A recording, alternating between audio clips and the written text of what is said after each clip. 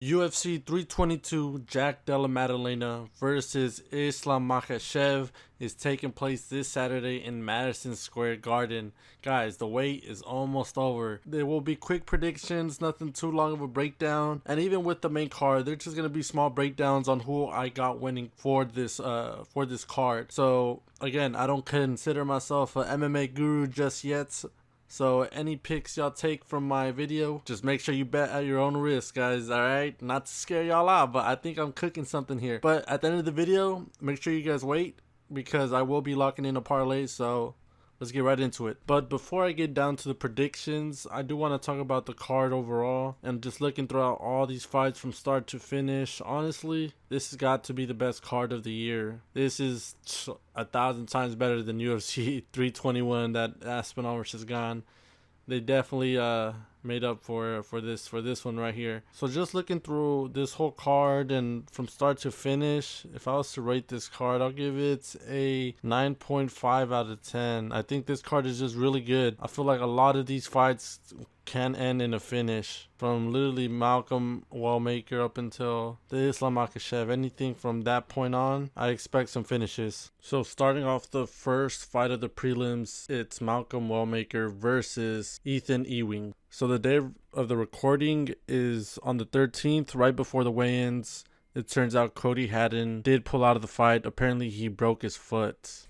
Nothing is really confirmed just yet, but he did get an injury, and so they replaced him with Ethan. And basically, from what I've been seeing online, Ethan is 8-2, and 7 of those wins are by knockouts. And so from what I'm seeing, if those fights are all by knockouts, this is going to be a full-on striking match.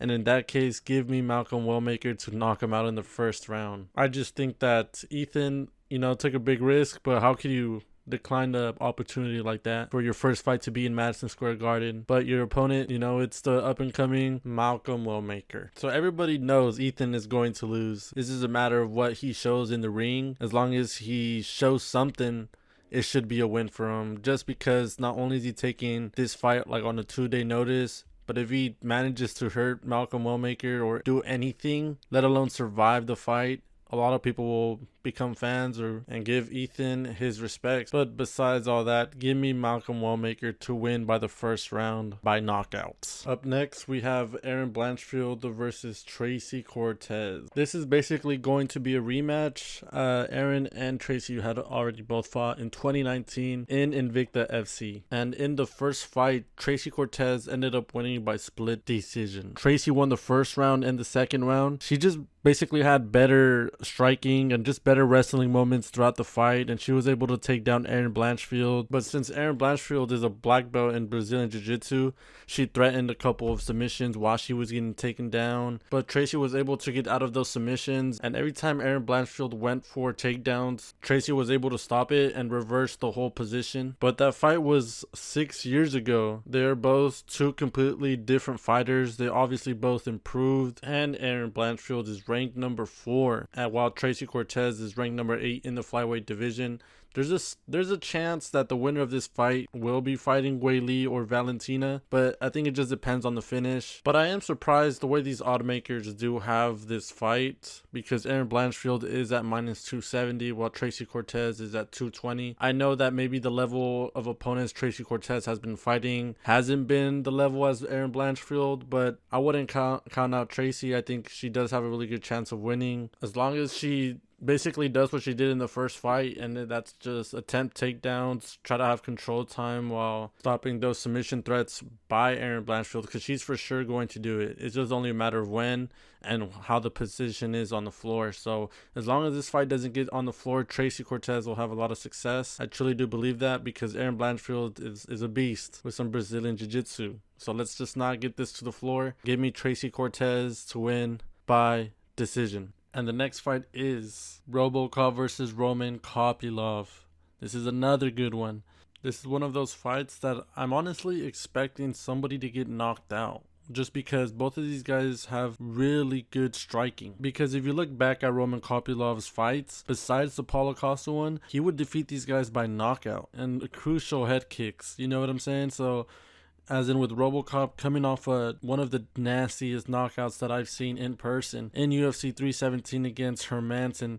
It took Hermanson over like 7 minutes to just get off the floor and get out of the arena. But I truly do think if this fight starts right away and RoboCop just tries to go for a finish, he is going to win. I think with a guy like Roman Kopylov who has good kickboxing, needs some distance, and if he gets pressured by RoboCop right away, he's not going to have the time to figure out how to possibly knock him down or knock him out.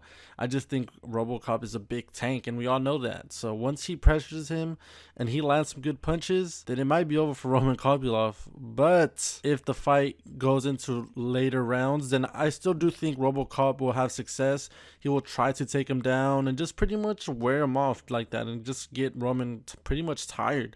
And I could see that if he doesn't get that first round knockout. So give me RoboCop to win by knockout or decision. Now, headlining the prelims. Got demoted from the main card, thank God. But we have Bo Nickel versus Rodolfo Vieira. Bo Nickel is officially back after losing against RDR late into that second round. And again, I can't believe they had added him onto the main card. Shout out to everybody who criticized this, because now he's headlining the prelim, which is good because I'd rather see Beneil Dariush versus Saint Denis in that main card. Bo Nickel does not even deserve even to headline the prelims, but it should be Malcolm Elmaker. But besides that, I think Bo Nickel has a lot to prove on this fight. It's a lot of pressure still, because when you have the UFC trying to promote you heavily, you need to show out and you need to win dominantly. And I know that he's been winning dominantly until he went against an actual good fighter. If you go look at his record, these guys are a bunch of bums. These are nobodies. And I understand that he's just getting into the UFC, but the way the UFC hypes him up, he needs to be better. And the way the lines have him is ridiculous. I'm pretty sure he's like a minus 400 going onto this fight, or minus 200. Even at that is a lot. I think he still needs to improve. So I'm interested in how this fight goes. I do think that he still wins because Rodolfo Vieira struggles with his stamina. But I'll make it nice, short, and quick. Give me Bo Nickel to win in the first round. I think maybe a knockout. I don't think he will be submitting him because Rodolfo Vieira is a black belt in jiu-jitsu. So it won't be that easy. But I'm expecting a Bo Nickel knockout. Now, heading to the first fight of the main card, we have Beneil Dariush versus Benoit Saint Denis. Dariush is coming off an impressive win against Moicano in UFC 317 International Fight Week. And you have Saint Denis absolutely get dominated by Moicano in France a while back. But usually, MMA math does not work like that. I do think Saint Denis has a slight advantage in this fight just because he's coming off a 2-fight winning streak, both by finish. And in his last fight against Rufi, he looked really impressive. He didn't give Rufi a single chance to even win that fight. He absolutely dominated from the grappling, from the striking. Rufi didn't look like he didn't know what to do against them. And then the other side, Beneil Dariush had an amazing fight against Moicano. Although he did get dropped in the first round, but starting the second round and the third round, his takedowns against Moicano really was the reason why he even won that fight. And he had good striking. But the longer the fight went, Dariush just had way more success in that fight. So at least we know both of these guys have really good cardio. I do kind of expect for them to go all 3 rounds. The thing is, Beneil Dariush is getting up there in age where he is a little bit more older than Saint Denis, and that will be a big advantage. I think the younger, the faster, and the stronger fighter. I think if Saint Denis starts off the fight how he usually does, is just go and pressure him and get him on the back foot and really work that body, throw a lot of those body kicks that he usually does. But he's going to have to time it at a good time because Dariush can catch a kick and that fight will go to the floor for sure. So as long as Saint Denis could keep the fight standing and throw long combinations at a distance, a lot of leg kicks, and I do think if Saint Denis does want to take this fight to the floor, I think he should only do it when Dariush is hurt or he's off balance. But the thing is, Dariush has really good scrambling and he could get out of a lot of things, but if he's hurt, then I do think that Saint Denis could get a finish. I could definitely see a ground and pound, if anything. But if Dariush manages to get up, I do think that Saint Denis can pull this off in a decision. So I will be going with the younger guy, the faster guy, the stronger guy, Saint Denis. And I believe he's 1-0 in Madison Square Garden after kicking Matt Frivola. So give me Saint Denis. Now, going into the second fight of the main card, we have Carlos Prates versus Leon Edwards. And again, I'm going to repeat it a lot. This is another banger on this card. We have a guy like Carlos Prates who's been knocking out every opponent he's gone against besides Ian Gary. But I'm not going to lie, this is Leon Edwards' best matchup he's had in a while, just because he's going against another striker. But Carlos Prates has insane knockout power. What Leon Edwards needs to do is control the distance. Do not play in Carlos Prates' range. It sounds crazy, but I do think Leon Edwards should go for takedowns in this fight. I know in his past fights, it showed that his wrestling isn't really that good. But against a guy like Prates, you have to do that or else you're going to get knocked out. And also Leon needs to do a lot of calf kicks, body kicks, try to wrestle. And if he doesn't get any takedowns, it's okay. He needs him to tire Prates out. Because the longer the fight goes, Prates will lose his power. But if Prates tries to close the distance, I think Leon Edwards should immediately go for a clinch. Do not fight in the pocket against a guy like Prates and with his power. And for Prates, I think he'll have a lot of success countering off Leon's kick. And I do believe Leon Edwards is going to clinch him on the cage and just try to waste time. So as long as Prates is able to avoid those situations and just make it a full-on striking match, I do think that Prates will be able to knock him out because there will be openings, especially since they're both good strikers. But I truly do think that Leon Edwards is going to put up a really good fight against Prates. And like I said, this is a really good matchup for Leon to try to get in that win column, but I truly don't think he is ready for that Prates power. So with that being said, give me Carlos Prates by knockout. Now, this fight I've been really hyped for. I've been wanting to see Michael Morales get a big fight like this, especially in Madison Square Garden. I do think he deserves all the attention that he's getting even now. But him to fight Sean Brady, I do think that Michael Morales is going to make it look easy. I think he is the lock of the day. I saw him. His line has been moving up and down. Right now he's at plus 110. Michael Morales is going to have a lot of success on the stand-up.